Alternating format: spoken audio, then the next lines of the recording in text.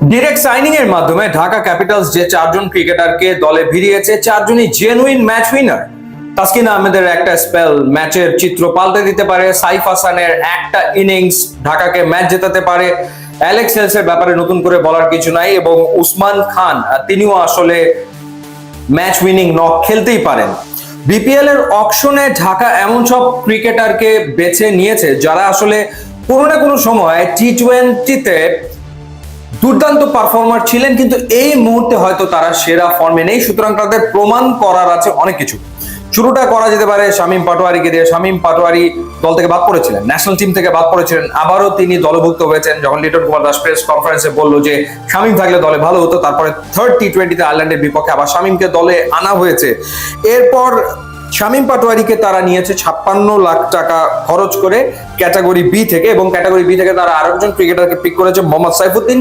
68 লাখ টাকা খরচ করে মোহাম্মদ সাইফুদ্দিনকে তারা দলে ভিড়িয়েছে। এটা খুবই ভালো পিক ছিল, কারণ সাইফুদ্দিন আসলে হয় ব্যাটে কন্ট্রিবিউট করবেন অথবা বোলিং এ ডেফিনেটলি কন্ট্রিবিউট তো করবেন। মোহাম্মদ মিঠুনের জন্য দলটা আসলে অনেক টাকা খরচ করেছে, 52 লাখ টাকা খরচ করেছে মোহাম্মদ মিঠুনের জন্য। এরপর তাইজুল ইসলামকে তারা দলে নিয়েছে 30 লাখ টাকায়। বলছিলাম যে একটা সময় দুর্দান্ত পারফর্ম করেছেন মোহাম্মদ মিঠুন, এক সময় ন্যাশনাল টিমে খেলেছেন, এখন হয়তো বেস্ট অফ ফর্মে নাই, বাট এখনো তার দেয়ার অনেক কিছু আছে। সো লেটস সি যে মোহাম্মদ মিঠুন নিজেকে প্রমাণ করতে পারেন কিনা। একই কথা প্রযোজ্য সাব্বির রহমান এবং নাসির হোসেনের ক্ষেত্রেও। সাব্বির রহমান তার সেরা সময়টা হয়তো পেছনে ফেলে এসেছেন, বাট ইউ নেভার নো, হয়তো বা এবারের বিপিএল এ সাব্বির রহমান নতুন ভাবে নিজেকে উপস্থাপন করতেই পারেন। সাব্বির রহমানকে 28 লাখ টাকা খরচ করে দলে নিয়েছে ঢাকা। নাসির হোসেনকে তারা দলে নিয়েছে 18 লাখ টাকা খরচ করে। এরপর তোফায়েল আহমেদ যিনি অলরাউন্ডার, তার পেছনে খরচ করেছে 18 লাখ টাকা। অনেক অলরাউন্ডারকে দলে নিয়েছে ঢাকা ক্যাপিটালস। এরপর ইরফান শুক্কুর, তাকে নিয়েছে 18 লাখ টাকা খরচ করে। আব্দুল্লাহ আল মামুন, তার পেছনে খরচ করেছে 14 লাখ। ইয়াংস্টার মারুফ মৃধা আন্ডার-19 থেকে উঠে আসা ফাস্ট বোলার, তাকে নিয়েছে 14 লাখ টাকা খরচ করে। দাসুন সানাকাকে নিয়েছে, শ্রীলঙ্কান দাসুন সানাকাকে তারা $55,000 খরচ করে দলে নিয়েছে। এছাড়া জায়দুল্লাহ নামের একজনকে নিয়েছে 11 লাখ টাকা খরচ করে। আফগানিস্তানের ক্রিকেটার জুবাইর উল্লাহ আকবর, যিনিও আসলে অলরাউন্ডার, তাকে নিয়েছে $20,000 খরচ করে। সো আমার কাছে মনে হচ্ছে যে এই টিমে ডেফিনেটলি প্লেন্টি অফ প্লেয়ার্স রয়েছে যারা আসলে ম্যাচ উইনার হতে পারে, তারা ম্যাচ জেতাতে পারে।